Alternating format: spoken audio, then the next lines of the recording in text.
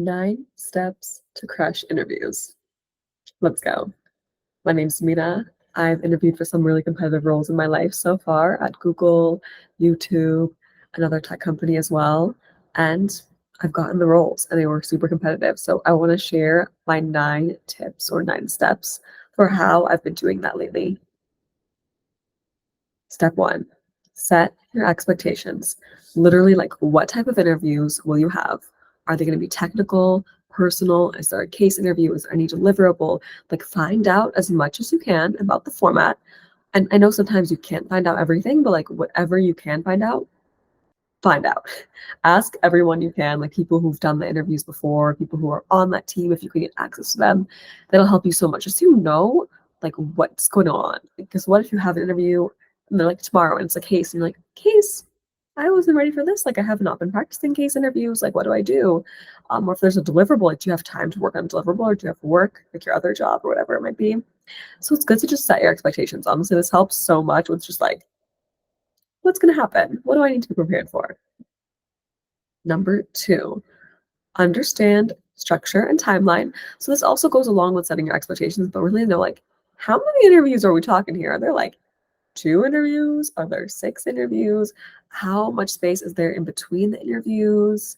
Like, who is interviewing you?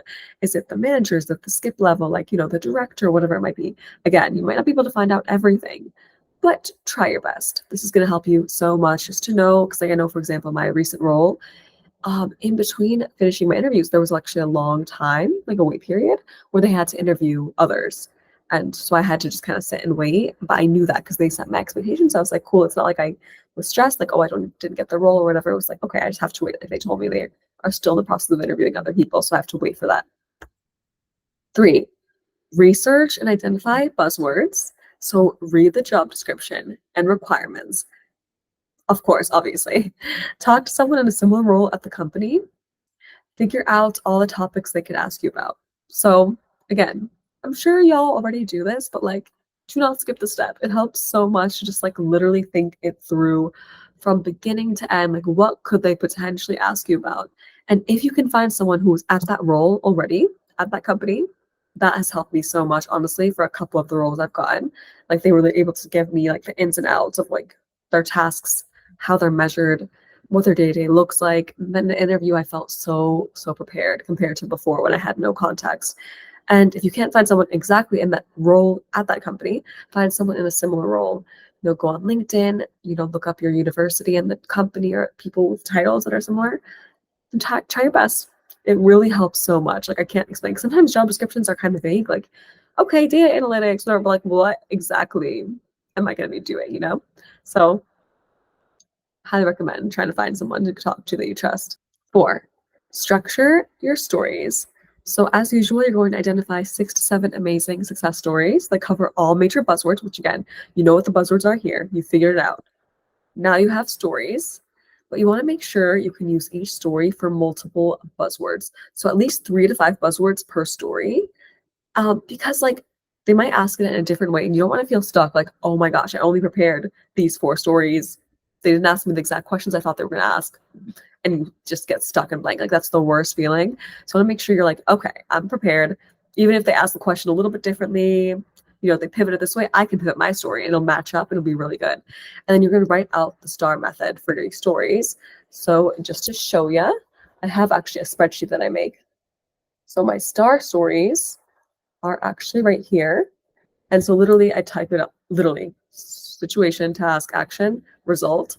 And I usually fill this in. So this is just like a template. So I took out my other examples, but like I would have like 6 or 7 written out here. And obviously during the interview, you're not going to pull this up and read, but this is how you prepare and make sure you're covering everything from beginning to end. You're going to practice using this and like not memorize it, but like practice it enough where you're so familiar that you can riff. So that's for your STAR stories. 5, organize and simplify. So now that you've written out your STAR stories, you've written out enough where they can ask you different questions, and like, you have these stories that are so meaty that they can cover so many different types of questions and keywords that like they're going to be testing you about. Now you're going to make a minimal tab with the key information you need during an interview, just in case like you blank, basically.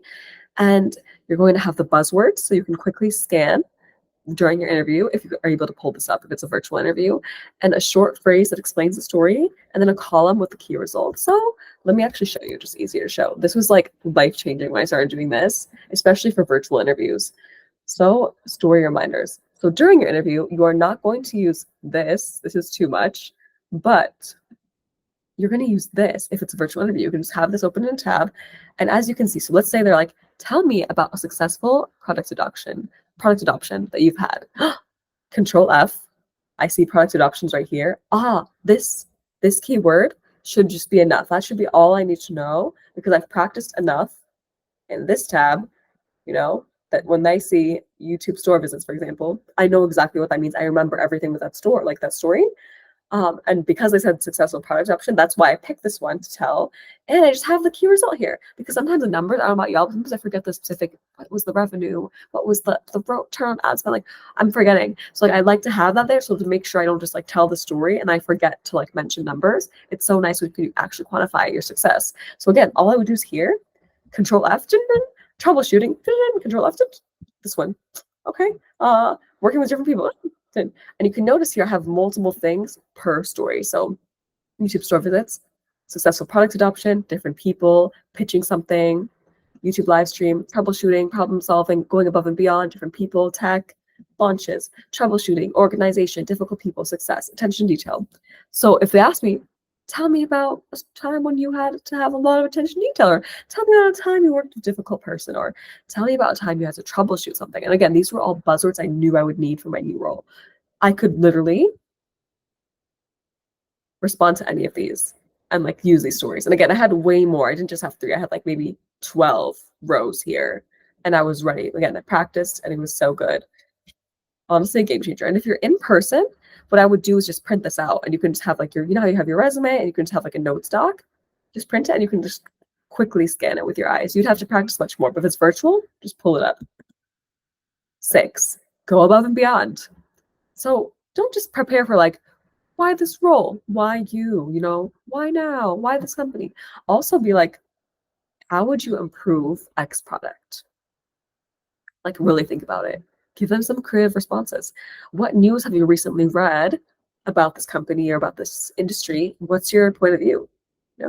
What should the company invest in next?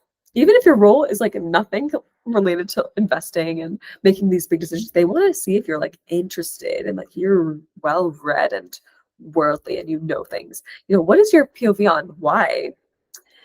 Yeah. So for example, interviewing for YouTube, I was like figuring out ways I would improve the YouTube products. I was looking up everything going on now, reading articles about people's problems and complaints about YouTube. And then I was reading news about YouTube and like figuring out just like my opinion and POV on that because I read multiple articles about it. I was kind of thinking just, okay, even beyond YouTube, Google as a whole, like what should Google invest in? And yeah, that's a question you can sometimes get. So you literally just like being above and beyond, outside of the box, trying to really think of like what else can like I show that shows I'm just like next level. Like I am next level. Like y'all definitely should hire me. I'm not just like doing the basics. So I would add this to your tricks as well. 7, how to handle hypotheticals. So you might get the question, again, when you set your expectations, they'll tell you like maybe you're going to have some behavioral interviews, hypothetical, maybe it'll be mixed, maybe it'll be a case. So you're probably going to get some hypothetical. So it's like, what would you do in this situation? Or let's say this happened. How would you handle that? Here is an amazing structure that I've used to handle these successfully. And I will tell you, I used to just like blabber. I used to be a yapper, talk in circles. I would feel so lost and not feel like I actually responded to the question, which was so annoying. Once I started to do this, game changer. I just feel so much more calm, so much more organized. So here's what you do. 1, you confirm you understood the question. Don't sleep on this because things are so complex at these big companies that like sometimes half the battle is just making sure you understood the ask. So confirm. Be like, hold on, just to confirm, are you asking about X?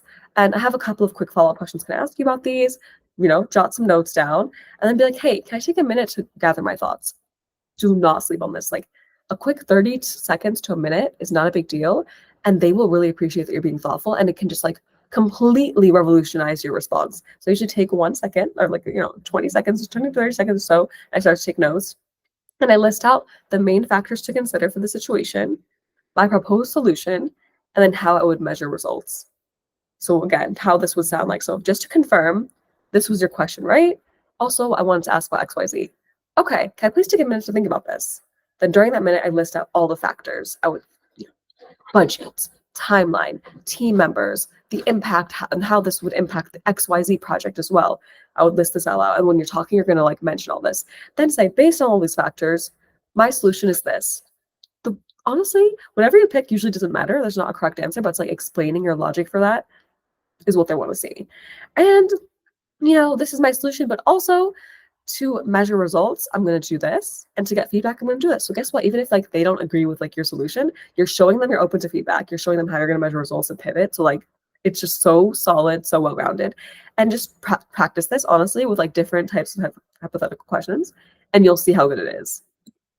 8, study and practice. So reread your star stories, the ones that we showed in the tab. Practice explaining them without reading them. You should be able to riff, just like conversationally, authentically talk about them, but like not forget any major points. That's like the key here. And that's why you want to practice. You want to like talk about it and like forget like the main thing you want to show the interviewer. And then practice using your quick tab note. So like the control F note page where you can just like troubleshooting, you find the story, you find the results, and then have a friend or someone at the company in a similar do a practice interview with you. Do not sleep on this. Especially if it's like a role you really want, like go above and beyond. I know it can feel so awkward to like practice with someone, but again, if it's a role you really want, you might as well go all out and try your best. So recommend that. And then practice pivoting your stories. This is huge. So like if you have a story about troubleshooting, make sure you also practice talking about how you work with difficult people, or you overcame a challenge, or you disagreed with someone, or you had to pitch something. Make sure you practice telling the same story from different angles that are all real, but you're just like making sure to also note those. That'll be so helpful. And then yes, we already talked about this actually earlier. 9, be personable and curious. So authenticity truly will go a long way with interviews. Don't be afraid to share your personality. Ask good follow-up questions based on the role, knew something that came up in the interview. This will just be like so genuine if you do that. And people just want to work with people they like, honestly. And so I can't tell you how many times like I've heard from interviewers tell me, you were amazing. But then it got to a point where it was like you and someone else, and then you both were so great.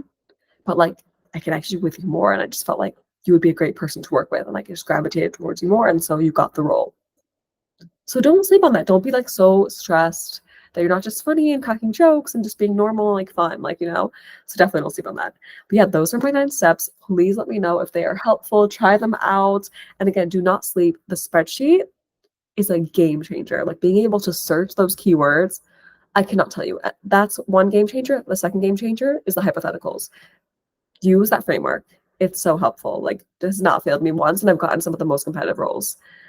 All right, y'all. Until next time. Bye.